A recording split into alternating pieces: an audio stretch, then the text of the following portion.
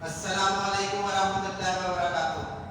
उम्मीद है आप सब खैरियत, तंदुरुस्ती और आफियत के साथ होंगे। आप देख रहे हैं मेरा और अपना YouTube channel JJC by sir Jawahar.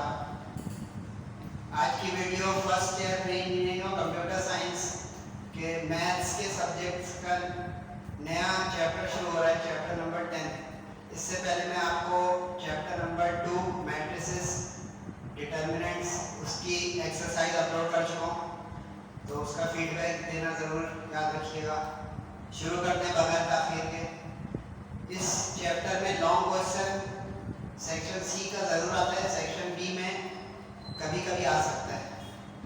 तो प्रूफ वाले क्वेश्चन मैं आपको पहले बारे में कराऊंगा जो निस्बतन आसान है, क्योंकि मैं आपको बता चुका हूँ मैं आपको कैटेगरी वाइज पढ़ा रहा हूँ, 1 2 3 करके गाइड बुक नहीं बनवा रहा हूँ। तो शुरू करते हैं। बिस्मिल्लाहिर्रहमानिर्रहीम। चैप्टर नंबर 10 है आपकी बुक में, मैथ्स की बुक आप लोगों के पास है, आप लोग इसको ले भी चुके होंगे, तो ये मार्केट में अवेलेबल है आसानी से। चैप्टर 10 पेज नंबर 300 पर है, 10.1 एक्सरसाइज। इसमें क्वेश्चंस तो कई हैं, लेकिन मैं आपको आसानी के लिए इंपॉर्टेंट क्वेश्चन बताता रहूँगा ताकि आपका टाइम भी खराब ना हो और मेहनत भी ज़ाया ना हो। बाकी जो बचे वो MCQs के हैं, मैं आपको बता चुका हूँ। MCQs इंशाल्लाह हम आखिर के दिनों में उस पर भी लेक्चर अपलोड करेंगे। क्वेश्चन नंबर 2 का 2 पार्ट है। क्वेश्चन नंबर 2 का 1 अनइम्पॉर्टेंट है। क्वेश्चन नंबर 2 के 2 में लिखा हुआ है कि इसको इवेलुएट करें। इवेलुएट जो होता है सवाल, इसका मतलब होता है हल करना, यानी हमें हल करके इसकी वैल्यू निकालनी है। तो आप इसको पहले गौर से देखें, कॉस कॉस साइन साइन। तो आपको एक फॉर्मूला याद करना होगा, एक आइडेंटिटी होती है जिसमें cos alpha cos beta sine alpha sine beta इसके बराबर होता है। अब इसमें इस आइडेंटिटी मैच करें। 19 11 ये अल्फा और बीटा का काम करेगा दोनों, और फिर 19 और 11 साइन के साथ लिखा हुआ है, तो इसका मतलब यहाँ पे ये अल्फा और बीटा का काम करेगा। तो ये फॉर्मूले को हम रिड्यूस कर देंगे cos अल्फा प्लस बीटा से, तो ये आइडेंटिटी बन जाएगी क्वेश्चन के जरिए cos 90, जो कि क्वेश्चन द्वारा लिखा है therefore cos alpha plus beta, alpha था 19 बीटा था 11, तो ये रिड्यूस हो गई आइडेंटिटी और इसमें वैल्यू पुट होकर आ गया 19 प्लस 11। ये अल्फा यहाँ पे 19 है और बीटा 11 है, तो ये हो गया 19 प्लस 11। 19 प्लस 11 30 होता है।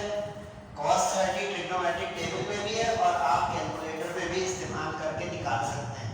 बस याद रखिएगा डेसिमल अलाउ नहीं है, फ्रैक्शन वाली वैल्यू टेबल से लिखें, लेकिन टेबल इम्तिहान में ले जा सकते हैं, तो आप लोगों को दिमाग से या कैलकुलेटर से करना होगा। cos 30 की वैल्यू होती है √3/2। तो सिंपल सा क्वेश्चन है, या तो सेक्शन बी में आ जाएगा या MCQs का। बस आप ये फॉर्मूला पक्का करें, क्योंकि इस फॉर्मूले के जरिए, इस आइडेंटिटी के जरिए क्वेश्चन होगा।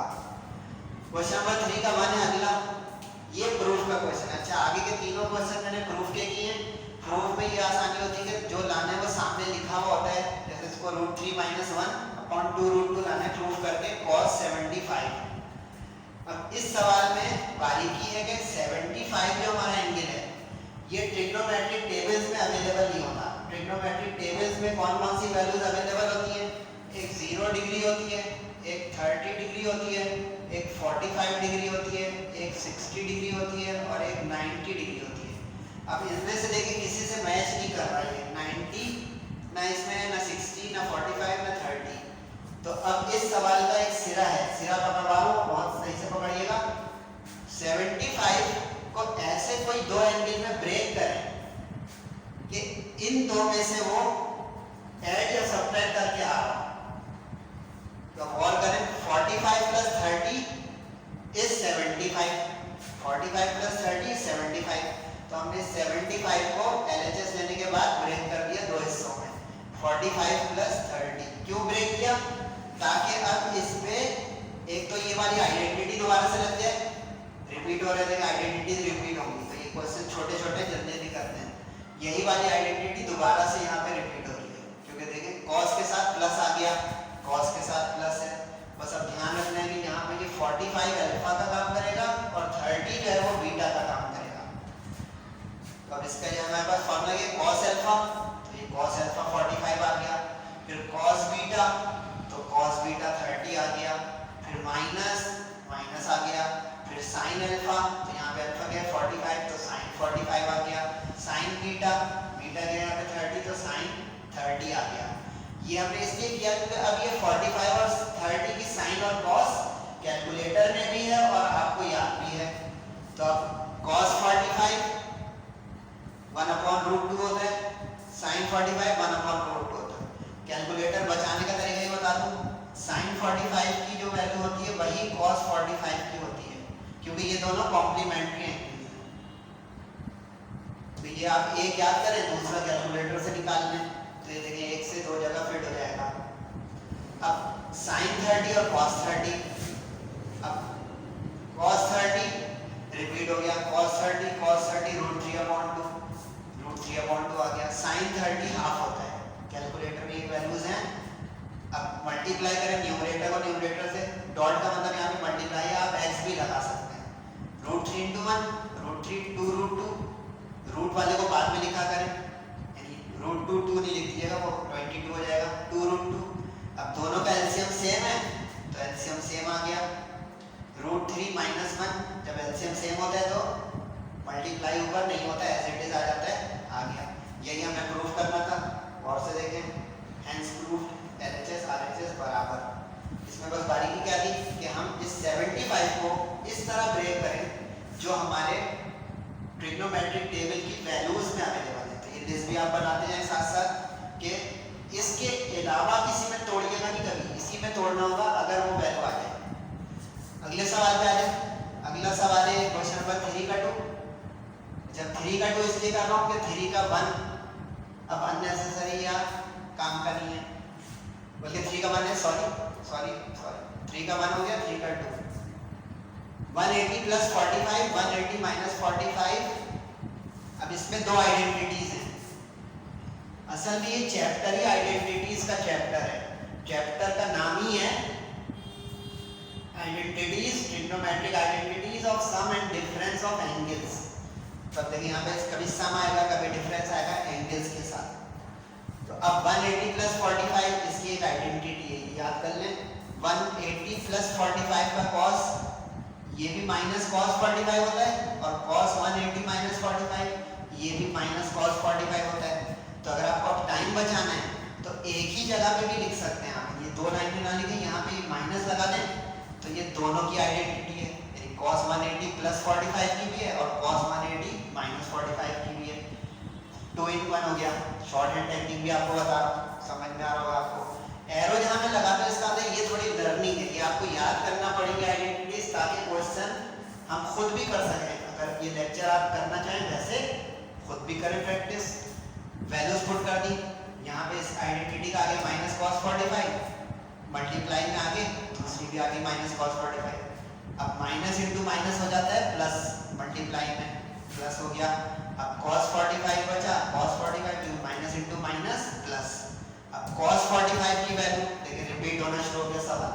cos 45 1/√2, यहाँ से यहाँ आ गया, ये भी 1/√2। 1 मतलब 1, न्यूमरेटर से मल्टीप्लाई होता है, ऊपर वाला ऊपर से, नीचे वाला नीचे से, डिनोमिनेटर से। नीचे वाला √2 × √2 2 हो गया, क्योंकि रूट में आ गया 2 × 2 पेयर बन गया तो 4 हो गया, 4 2 का स्क्वायर है, बाहर आ गया 2। वैसे भी आपको पता होगा कि जिसका पेयर बन गया बाहर, यही प्रूफ करना था, हेंस प्रूफ। छोटे छोटे क्वेश्चन आसान। आखिरी आज के लेक्चर का देख लेते हैं, 5 का 2। अच्छा पहले देख लीजिए कि 5 का 1 सेम एज 2 है, तो इसलिए ये आप एज सेल्फ प्रैक्टिस कर सकते हैं। सिर्फ ज़बानी बता दूं, उसमें ये है कि